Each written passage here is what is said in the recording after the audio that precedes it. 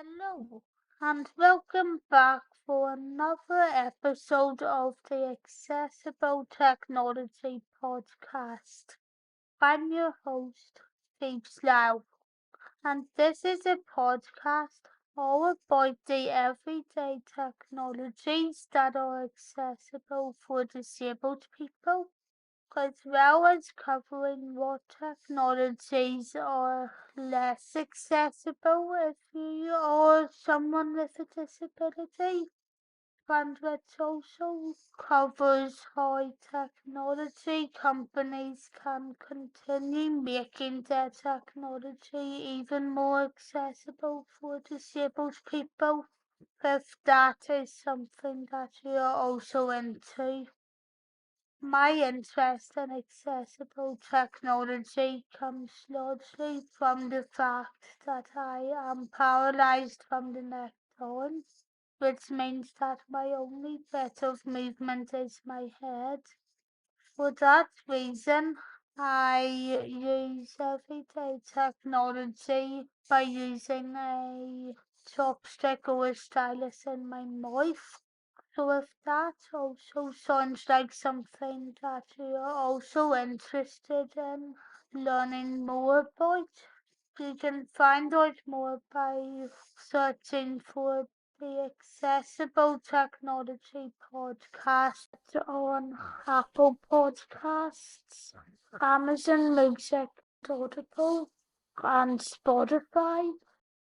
However, if you'd like to support the podcast and the content I produce in other ways, you can also support it by going over to the Phoebes Now Buy Me a Coffee page, which is where you will be able to give me a one-time donation, find exclusive episodes that aren't part of the podcast, or check out other products that I will be releasing soon.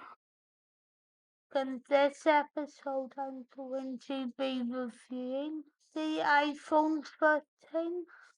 And since this episode is covering pretty much the same details as were covered in the last episode, please let me just repeat some of the facts in case we didn't get to hear all of that.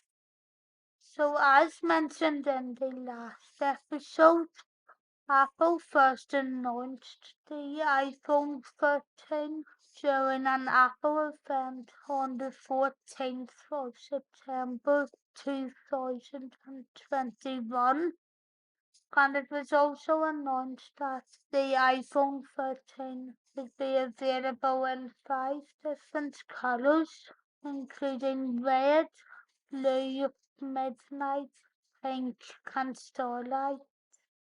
But also comes with cinematic mode, which lets you record videos in a style that would normally only be possible with cinema quality cameras.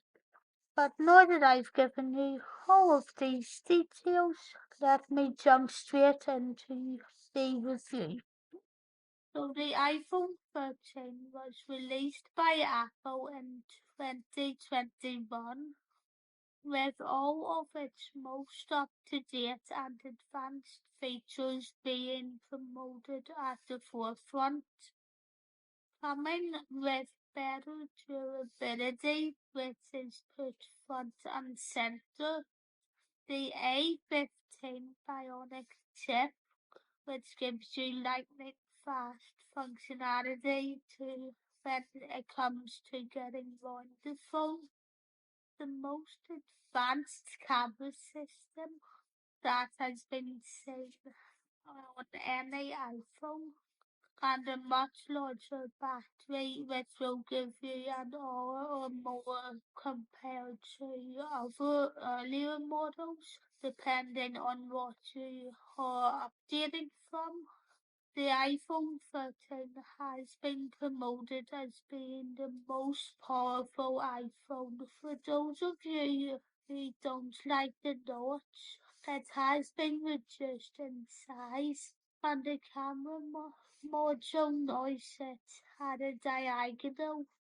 Adding in the A15 chip, this now adds extra speed for anyone who wants to use their phone as a computer. So it has something to help those who need speed for everything. As well as adding speed, the A15 Bionic chip also improves photo processing. Although the camera uses the same f1.6 aperture and 12MP sensor that it always has, the new wide lens has sensor shift optical image stabilization, which, according to Apple, allows in 47% more light. Another camera update that has been added is the ultra-wide-angle camera with much improved low-light performance, but also shows highly impressive night mode photos. iPhone 13 also lets its users take advantage of Apple's advanced photography pipeline by letting you create preset rules for the camera to capture a style of photo while shooting. Some other camera features that are new on the iPhone 13 is the new cinematic mode, which filmmakers will no doubt find interesting. This allows you to track a subject who is important in your film, as well as tracking when they turn away, and can even be adjusted after recording. Personally, I don't have any experience using cinematic mode at the minute. But if you would like an updated review on what I think about it later, then please let me know. Other capabilities that the iPhone 13 comes with is that it's MagSafe compatible, which I've recently got experience with the stands that I got, as well as being capable of reaching 5G, which I also got experience with in the last few months. The sound system as well, when you have your headphones off, is also brilliant. But in relation to 5G, I found it able to connect my phone and keep on playing what I wanted it to play extremely well. So yeah, if you want anything more in depth about either of those topics, I will say more in the future. But even then, there are a couple of bad things about the iPhone 13. One of these is that the micro photography feature is limited to the iPhone 13 Pro. So if you want to get into that style of photography, you'll have to get the dearest model. And something else that is disappointing is that the accessibility features included in iOS Monterey has taken away the ability to enter your passcode if Face ID doesn't work, instead requiring you to double click the side button if you're wanting to purchase anything. And although it gives you the option to use assistive touch, that doesn't really do anything either, as it would mean you'd have to just buy switches to use with it instead of using the hardware that is available. and that has previously been available. It would be nice if the micro photography feature was brought to the models that are cheaper to get than the most expensive one. And equally, it would also be nice to have the option for Face ID from previous software updates which didn't have any problems, and for those options to come back. But what do I think about the iPhone 13 overall? While the phone itself is brilliantly high-tech and the top phone for anyone in the creative industry, the features included in the present iOS software really lets it down. Sometimes you don't want people to know what you're buying, and that is no different if you're a disabled person whose phone this is. But this, in fairness, isn't even a problem that is only applying to the iPhone 13, because the same problem showed up in my iPhone X before Christmas. So it must just be a problem that Apple has decided to bring into their newest update, and that is really a pity. So what I would say about this phone overall is that the phone itself is really high tech and really powerful for anyone in photography, videography, or who is in the music industry. But until Monterey is sorted out, it can't be counted as being completely accessible. But now that I've given you more details about the iPhone 13, let me ask, did you buy it after it was released? And how have you found it?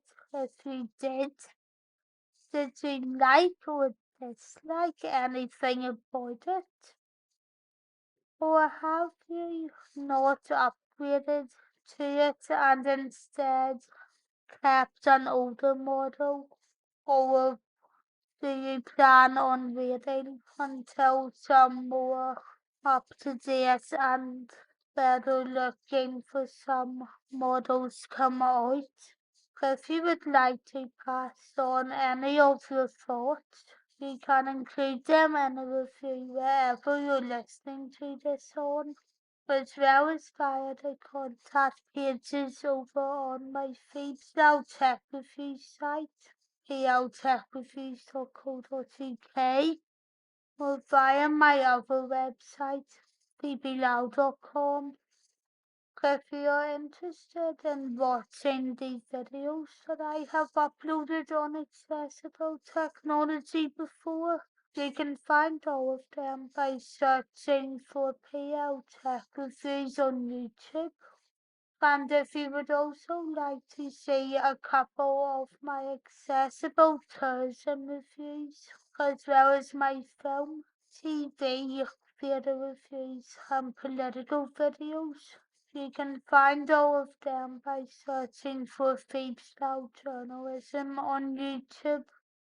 However, if you don't have any time to watch any videos similar to how you feel with this one, you can also find a podcast version of everything that I cover on Feedstyle Journalism by searching for the Feedstyle podcast on all of the same destinations as you can listen to this podcast on. But of course, there is also the Buy Me a Coffee page in the next episode. You'll be hearing an outline of everything that was announced at WWDC in 2022, and you'll be hearing everything that I thought about it. After that, I'll be bringing out a review of an Anlan neck massager, and then you'll be hearing an actual article that I wrote for a newspaper where I argue whether or not e-gaming should be counted as an equivalent for disabled sports, and give a real up-to-date, more modern view. I plan to update this podcast 3 times a week, so that will hopefully mean that I can move on to more recent tech news ASAP. And if you are interested in hearing my thoughts on any of the more recent tech news of this year as well, such as the PlayStation Accessibility Controller, as well as my thoughts on 2023's WWDC.